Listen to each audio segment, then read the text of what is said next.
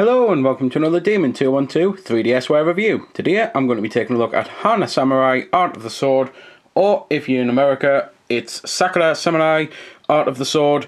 Basically all I've done is change one word, and it's because you play as the Hana Samurai but you have the power of Sakurai, so it's pretty much why they've did it. It's not pretty much why they've did it, why they've did it beyond me, because I still don't understand why they're constantly rename things for different regions, but that's why it's two different words, like so different words.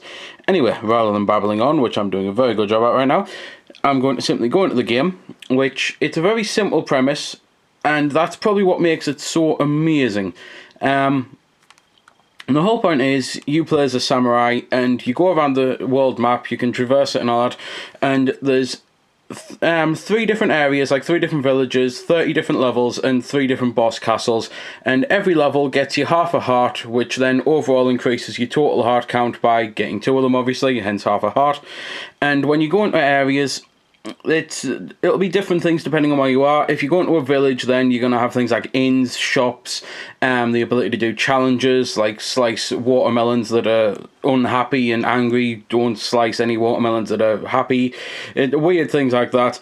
And it's just one of those things that it's your standard, I suppose, world map type thing. Whenever you go into an actual level, though, then you go into it and you're in this small little area and you get a load of enemies, and the whole point is you've got to defeat them, and combat's done very well. You're taught it at the very beginning, and it is one of those things that's very simple to learn but a nightmare to master. You've just basically got to get your timing and everything right. You've got to be able to dodge, block, and attack at the exact right moment in order to beat an enemy. It's not that bad at the start, but obviously it gets harder and harder as you go across. And when you kill when you complete an area, it unlocks another thing. So, for example, beating that level there will unlock that one and that one, and you go through like that to be able to unlock all the areas and get through it all. And what with there being 30 areas and 3 villages and 3 boss castle type things, and that, it is a decent sized game. It's probably not a huge size game or anything, but it is one of those that you get a lot of gameplay, especially because you'll probably be replaying fights when you need money or when you need a bit of health or something. One of the things I can mention that you might have noticed there, it's why I got hit, you've got precision points, and you get them for basically doing a perfect move, and if you get hit then you lose them. So again, I've just did a perfect move and I've just got hit, so I lost them, and you can actually bank those for gold when you go into the air village and that. It's basically, it's a good incentive to get you to want to get better at the game. A lot of games that have systems like this, sometimes you think, well, it's not really much of a penalisation by not doing it, whereas on this one, it does make you want to do it, because as well as obviously getting hit loses health, then getting the precision points means that you can save up and get money faster and get better stuff. There is also a rock garden on the game, which I'll have to cut into in a minute. I'll just go into the one of the villages though, which is kind of like a main hub type thing, just to show you, well, the sort of thing that you can do really. Because, as I say, you've got shops and that, and you've got inns over there, and these guys will give you challenges. You can also see at the bottom what your sword level's at, what special attack gem you've got, and what special items you've got, things like health items and whetstones and kunai and that. And it's just one of those things. Going into the village is a good idea because, well, you're going to be able to recuperate, you're going to be able to earn extra gold by doing the challenges, you're going to be able to save your game as well by going into the inn. So it is definitely something that you're going to be wanting to frequent the villages quite a lot. For now though, I'm just going to cut into that rock pool garden thing and show a bit of that off. Right then, I'm in the rock garden. There's nothing really much to show because I haven't done anything in it, mainly because it's not something that really appeals to me. Basically, you go into the garden, and then by putting your DS in sleep and walking around, so probably doing that should at least get me a couple steps, hopefully, it basically dedicates the steps to the actual game, so you still earn your game coins, like, you know, your 3DS coins on your main menu. Not that they actually do anything, really.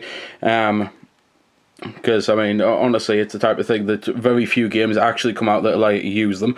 And by dedicating the steps, you get trees to blossom, and then you get unlocks for the garden and make it look nice and pretty, and that's pretty much it, really. There is an unlockable difficulty setting, I can say. You don't get it from this, you get it from beating the game, and it basically means that enemies do double damage on that, and it's a much harder challenge, so it's pretty much the only unlockable you're going to really be wanting to go towards.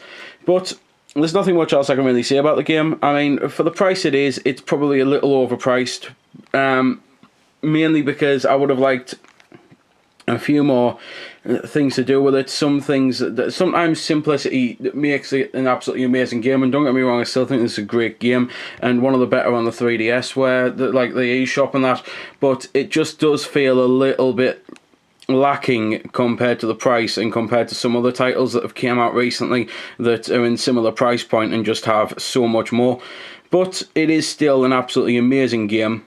It's one that if you like things like Punch-Out, then that's probably the best way to describe it, because there's a lot of people who watched video footage and said, well, it looks like a Zelda. Well, until you play it, it probably does look a bit like a Zelda, but once you play it, the combat is actually very similar to Punch-Out. So if you like both Zelda and Punch-Out, then it's probably well worth a look, because you'll get quite a bit of fun out of it. The ability to upgrade your swords and things, at least, adds a lot more depth to it, and it does take a while to beat. It's just there are a lot of people like myself who complain and say that it gets a bit samey near the end, and it's just one of those things that a bit more variety would have been nice. But that still doesn't make it a bad game, because if anything, it still is an outstanding game for the 3DS eShop. So that really is all I can say. Suppose I should mention graphically, I think it looks great, and musically it sounds very nice, and how a lot of games of this, well, style sound, because you get a lot of things like Dynasty Warriors and that set in rural Japan, and you get a lot of these sorts of games that set in Asian countries that tend to have a similar sound to them, but that sometimes can make them actually a bit generic, whereas this, I don't really think it is that generic. I think it is a good soundtrack for it. So yeah, I think that is all I can say then. So there we go then. That's been the review. I hope you found it helpful. I don't score the games because that's based purely on opinion, so instead I'll leave you to make your own mind up. So thanks for watching, and if you've got any questions about the game that I didn't answer in the vid or that hasn't been answered in the comments, then feel free to ask and I'll help if I can. Also, if you did find it helpful, don't forget to check out my channel, because there's plenty more like this up there, and don't forget to subscribe because there'll be plenty more to come as well. So until next time, this has been Demon212, signing off.